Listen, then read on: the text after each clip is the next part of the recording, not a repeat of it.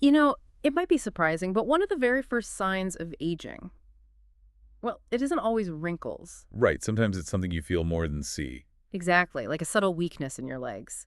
And it might seem small, but this initial weakness can actually lead to some really serious problems down the line, Yeah, it's like a cascade effect. You think about loss of balance, then falls. which are incredibly the number 1 cause of traumatic death in older adults. Shocking.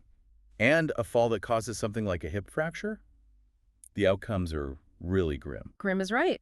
Up to half might not survive the next year. And even for survivors, you're looking at maybe needing long-term care, a huge loss of independence. It's devastating. So you often hear advice like, eat this one superfood or focus on a single nutrient, right? Exactly. Or the term sarcopenia gets thrown around. But Yeah. sarcopenia just means muscle loss. It describes the what, not really the why. Right, it's the symptom, not the root cause. Precisely. So what we want to do in this deep dive is cut through that superficial stuff. We want to understand the bigger picture, how food really helps strengthen our legs. Okay. Because it's not just one thing. Exercise is obviously key. You need that stimulus, that breakdown and repair signal. Absolutely critical. But today, we're zeroing in on the other half of that equation, food, Food as fuel, food as building blocks. and as catalysts, the vitamins, the minerals that make everything work properly. And we also have to consider, where someone is metabolically. An athlete's needs are different from someone with diabetes, for instance. That's a huge point. And inflammation is another big factor. Systemic inflammation, neuroinflammation. How does that play in? Well, it can really mess with the nerve-muscle connection. You need clear signals for strength, for balance, for coordination. Inflammation gums up the works, so to speak. Okay, that makes sense. So why the legs first? Is there a reason they tend to show weakness earlier? Yeah, it seems to be partly because leg muscles generally have more fast-twitch fibers. Ah, the explosive power muscles. Right. But the downside is they tend to atrophy, to break down a bit faster if we're not actively using and challenging them. Got it. Okay, so let's tackle this. We've looked at the research and pulled together 10 key foods. Where should we start? Let's start with a classic, eggs. Hmm. But importantly, the whole egg. Don't throw out the yolk. Please don't. The yolk is where so much of the magic is. It's got leucine, for instance. Leucine, okay, that's the amino acid that triggers muscle growth. That's the one. It flips the switch via the mTOR pathway. Then you've got choline. Right, needed for acetylcholine, the neurotransmitter for muscle activation. Exactly. And vitamin B12, super important for nerve signaling, maintaining that protective myelin sheath around nerves. A B12 deficiency can lead to nerve problems and neuropathy, right? It certainly can. Plus, eggs have those essential fatty acids, EPA and DHA. For healthy cell membranes, helping nerves and muscles talk to each other properly. You got it. And let's not forget, just fantastic quality protein, highest biological value, basically second only to mother's milk. That's pretty impressive. Does the type of egg matter much? Like pasture-raised? It can, yeah. Pasture-raised eggs often have significantly higher levels of some key nutrients, maybe 2 to 7 times more. So if you can get them, it's a good choice. Okay, food number 1. Whole eggs, preferably pasture-raised. What's next? Number 2, salmon and other fatty cold water fish. Think sardines, mackerel. But maybe be a bit careful with king mackerel. Mercury. Good point, yeah. Larger, longer-lived fish can accumulate more mercury, so regular mackerel, sardines, and especially salmon are great bets. And the big benefit here is omega-3s, EPA, and DHA again. The richest source, really, even more concentrated than in eggs generally. And these fats are crucial for balancing inflammation, creating an anti-inflammatory state. And I think I read something about them helping with muscle protein synthesis, especially as we get older. Yes, there's growing evidence for that. It seems to help stimulate that muscle building process. And like with eggs, does the source matter? Wild versus farm salmon. It does make a difference in the fatty acid profile. Wild salmon tends to have a much better omega-6 to omega-3 ratio, like 1 to 4 maybe. More omega-3s. Right. Farmed is often closer to 1 to 1 or 1 to 2. Yeah. Still beneficial, still way better than, a bag of chips. But wild has an edge if it's accessible. Okay. What else does salmon bring to the table?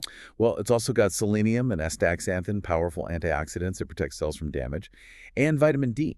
Ah, vitamin D is huge. Inflammation, mitochondria in the muscles. Exactly. Helps the muscles make energy, supports those nerve cell membranes. It all ties into strength, balance, energy. Okay, so eggs, fatty fish. Right. What's number 3? Let's talk about grass-fed beef. Grass-fed. Is that significantly better than regular beef for leg strength? There are some definite advantages. One is creatine. Creatine, right, helps regenerate ATP, the muscle's energy currency. Precisely. Gives you more readily available energy. Beef is also rich in bioavailable iron. Essential for oxygen transport via red blood cells. Yep. And B12, again, for nerves and red blood cell maturation. Hmm. Plus zinc, which helps with muscle repair. And of course, high-quality, easily absorbed protein. Absolutely. Now, the grass-fed advantage comes in things like higher omega-3s, maybe up to 5 times more than grain-fed. Wow, 5 times. Yeah, and more CLA-conjugated linoleic acid and more vitamin E, both antioxidants. So grass-fed is ideal, but regular beef is still a good source of these core nutrients if grass-fed isn't an option. Definitely. Still much better than many alternatives. Okay, moving on. Number 4. Yogurt. But let's be specific. Unsweetened, full fat. Not the dessert-like stuff. Exactly. Greek yogurt is a great option, but stick to the full fat version. And the benefit here is primarily probiotics. That's a major one. Those good bacteria support your gut microbiome. Better gut health means better nutrient absorption, less systemic inflammation. And I've heard the tartness is actually a good sign. Generally, yes. It often indicates lower residual milk sugar and more bacterial activity. You can even make your own. Interesting. What else in yogurt is good for legs? Well, calcium is key for the signaling involved in muscle contraction. And being an animal food, it provides high-quality protein. Right. Okay, number 5. Bone broth. This one's maybe a bit less obvious. Yeah, what's the connection with leg strength? It's about the supporting structures. Bone broth is rich in collagen. Ah, for joints, ligaments, connective tissue repair. Exactly. Keeping those structures healthy is vital for mobility. If your joints hurt, you're less likely to move and muscles weaken. It also helps support the gut lining. And bone broth has specific amino acids too, right? Glycine. Yes, glycine, which can help calm inflammation and support neurological calmness. And glutamine. Glutamine for healing leaky gut, which connects back to inflammation. And even neuroinflammation through that gut-brain axis. It's all connected. It really is. Okay, halfway through. Food number 6. Let's talk vegetables, specifically non-starchy ones, especially leafy greens. The ones you can eat loads of. Pretty much. They're packed with minerals, magnesium, potassium, vitamins like folate, K1, K2, and polyphenols and nitrates. Nitrates, precursor for nitric oxide, for blood flow. That's right. Helps dilate blood vessels, getting more oxygen and nutrients to the muscles. And vegetables generally help lower inflammation system-wide. They tend to, yes. And those polyphenols we mentioned, they're also food for your good gut bacteria. Feeding the microbiome, supporting the gut-brain axis again. Exactly.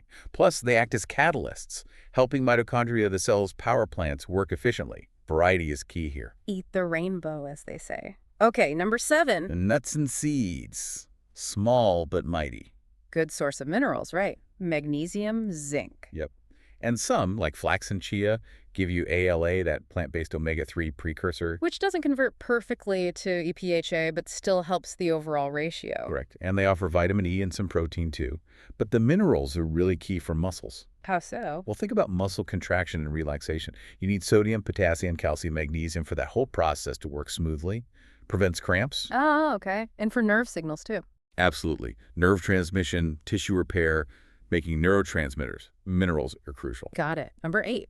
Legumes or beans. Think lentils, chickpeas, black beans. Now, these might not fit everyone's diet, like very low carb or keto. Right. They do have carbs. Yeah. But if tolerated and in moderation, they offer a good package. What's in that package? Plant-based protein, iron, potassium, lots of fiber, B vitamins, and again, polyphenols. So good for the microbiome again, with the fiber and polyphenols feeding the gut bacteria. Exactly. Helps diversify the microbiome. And they also contain arginine. Another nitric oxide precursor, like the nitrates in greens. Yep, contributing to healthy blood flow. Okay, 2 more. Number 9. Berries. Especially the darker ones, raspberries, blueberries, blackberries, strawberries. Low sugar, high nutrients. That's the idea. High in fiber, packed with vitamins, but relatively low in sugar and carbs. And they contain anthocyanins. Those are the pigments that give them the deep colors. Right. And these anthocyanins seem to help reduce neuroinflammation and boost something called BDNF. Brain-derived neurotrophic factor, important for nerve connections. Critically important for building new nerve connections, including those going to muscles. This improves that nerve-to-muscle control, coordination, So balance. berries are good for the brain part of the muscle connection. Exactly. Plus, the polyphenols support the gut-brain axis, improve blood flow, and might even help preserve those fast-twitch muscle fibers. Fascinating. Okay, our final food. Number 10, Avocado. Much loved, and for good reason. healthy fats. Rich in monounsaturated fats, like olive oil. Also full of soluble fiber, tons of minerals, vitamin B6, vitamin E. And how does this connect specifically to leg strength? The vitamin B6 is important for making neurotransmitters, supporting nerve conduction. And those healthy fats help reduce systemic inflammation, partly by displacing less healthy fats. So it contributes to better nerve signaling and a less inflammatory environment. Precisely. Wow, okay. So looking back at this list, eggs, fish, beef, yogurt, broth, veggies, nuts, seeds, legumes, berries, avocado. The takeaway isn't one magic food, is it? Not at all. It's about variety. It's about getting a wide range of nutrients from whole, complete foods. They work together. Providing the building blocks, the fuel, the catalysts, supporting the nerves, reducing inflammation. It's the whole system. Exactly. And we have to remember, this works hand in hand with exercise. You need the food and the stimulus. The synergy between diet and movement. That's the key for maintaining strength as we age. So maybe a final thought for everyone listening. Taking all this in, what's one practical dietary shift, even a small one, that you could make starting today? Yeah, thinking about how you can nourish not just your muscles, but that whole interconnected system, muscles, nerves, brain, gut, to stay strong and vital. A great question to ponder. It really highlights how much our food choices impact our long-term health and mobility.